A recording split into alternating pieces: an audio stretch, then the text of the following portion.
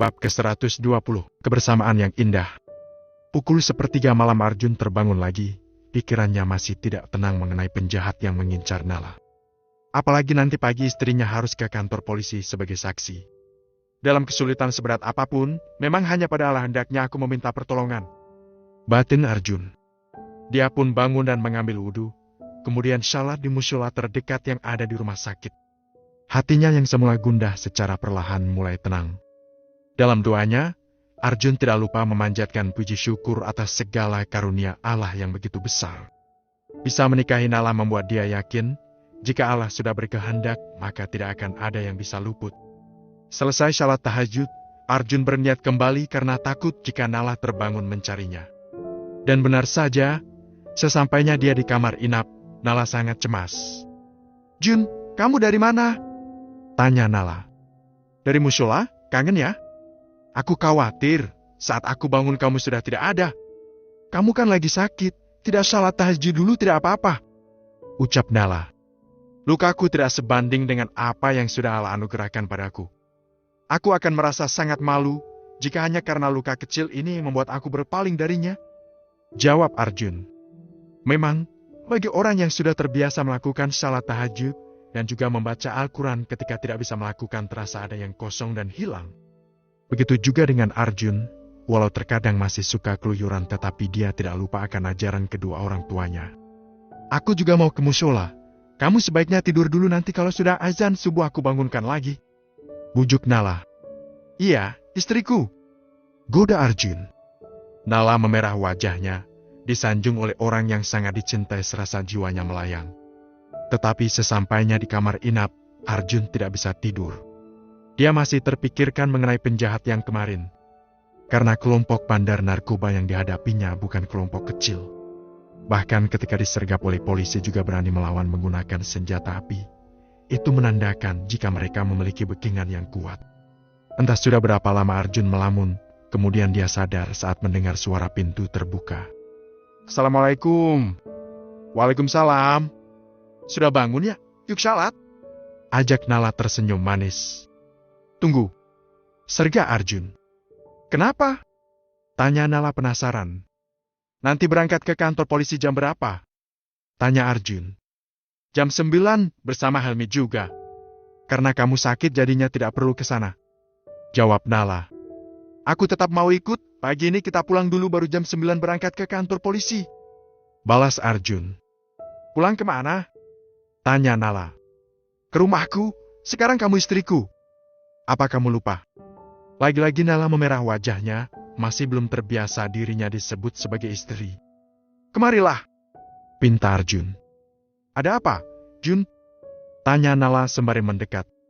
"Tidakkah kamu merasa bersalah memanggilku hanya dengan sebutan nama?" goda Arjun. "Terus, aku memanggil bagaimana?" tanya Nala berdebar-debar hatinya.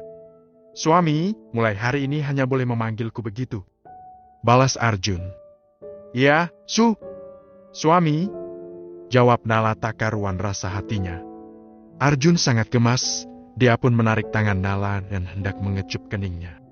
Tetapi karena Nala sangat grogi dan salah tingkah, Arjun semakin ingin mengerjai dan mengecup bibirnya.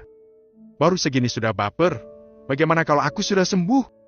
Pastinya aku tidak akan sungkan lagi padamu untuk berbuat lebih," bisik Arjun. "Jun, kamu jangan menggodaku terus. Ayo kita segera salat, aku terlambat," sela Nala. "Ayo," jawab Arjun menggandeng lengan Nala menyusuri jalan menuju mushola. Nala tersenyum setiap langkahnya, membalas genggaman suami seolah tidak akan pernah dilepaskan. Kesabaran dirinya dalam bertahun-tahun, penantian dalam doa akan cintanya kini telah terwujud. Di sisi lain, Nasan malah terbangun kesiangan.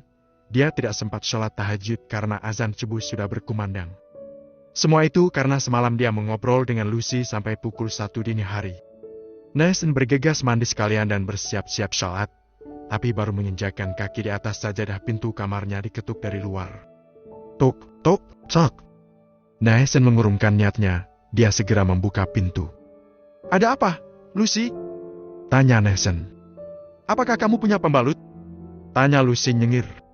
Nasan langsung terbelalak kaget, sebab Lucy bertanya tanpa rasa malu, justru dirinya yang malu parah.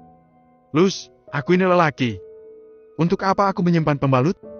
Balas Nesen menahan kesal. Kalau gitu tolong belikan ya. Aku tidak tahu kalau hari ini akan datang bulan.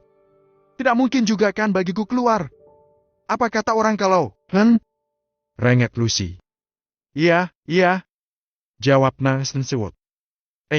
Sekalian sama celana dalam juga. Soalnya yang aku pakai sudah kotor. Tidak mungkin aku pinjam punya kamu kan? Bujuk Lucy. Nesen sangat kaget. Ingin menjerit keras tapi ditahan. Akhirnya dia tersenyum saking marahnya. Iya, tapi aku salah dulu. Jawab Nesen langsung menutup pintu. Nesen menjadi tidak konsentrasi, tidak habis pikir bisa bertemu dengan gadis macam Lucy yang percaya diri dan tidak memiliki rasa malu. Dalam hati Nesen terus beristighfar agar bisa memulai salat dengan hati yang tenang. Selesai salat, Nesen segera mencari Lucy yang tengah terbaring di dalam kamar. Lucy, apalagi yang kamu butuhkan? Tanya Nesen. Pembalut, celana dalam sama obat nyeri. Perutku sakit sekali Nesen, sekalian sama bajunya juga aku pengen ganti karena kotor. Jawab Lucy nyengir. Ya, jawab Nesen mencoba sabar. Dia tidak tega juga melihat Lucy yang memucat nampak kesakitan. Tetapi salut juga karena gadis itu masih mencoba untuk tersenyum. Nesen kemudian melihat ke ponsel, mencari market yang buka 24 jam. Tetapi untung saja dia menemukan, karena ini masih pukul 5:30 pagi. Sesampainya di sana, Nesen segera membeli kebutuhan Lucy. Dipikir-pikir ngapain aku merasa malu? Toh aku tidak kenal mereka. Dan belum tentu juga setelah ini aku melihat mereka. Batin Nesen menguatkan mental. Tidak lupa juga dia membeli baju. Melihat ada gaun panjang, dia langsung berpikir jika Lucy akan sangat cocok memakainya. Setelah mendapat semuanya, Nesen mampir membeli makanan sekalian untuk sarapan. Lucy banyak makan, kalau hanya seporsi tak akan cukup baginya. Dia suka ngemil juga, dia hanya bisa diam saat ngemil. Gumam Nesen sambil memilih cemilan. Sesampainya Nesen di apartemen miliknya, dia segera membangunkan Lucy yang tertidur lemas. Nih, buruan mandi sekalian, setelah itu keluar makan dan minum obatnya. Ucap Nesen.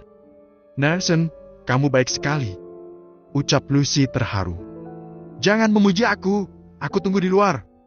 Balas Nesen. Nesen dengan telaten menyiapkan makanan, agar nanti Lucy bisa langsung makan. Kok jadi aku yang repot ngurus dia sih? Gumam Nesen heran pada dirinya sendiri. Tidak lama kemudian Lucy sudah muncul. Nesen untuk sesaat terpesona karena Lucy memang cantik. Dan gaun panjang warna merah muda sangat cocok sekali dengan kulit Lucy. Nesen, gaunnya bagus sekali. Aku suka. Ucap Lucy. Jangan banyak bicara. Ayo buruan makan, keburu dingin. Sergah Nesen mulai salah tingkah.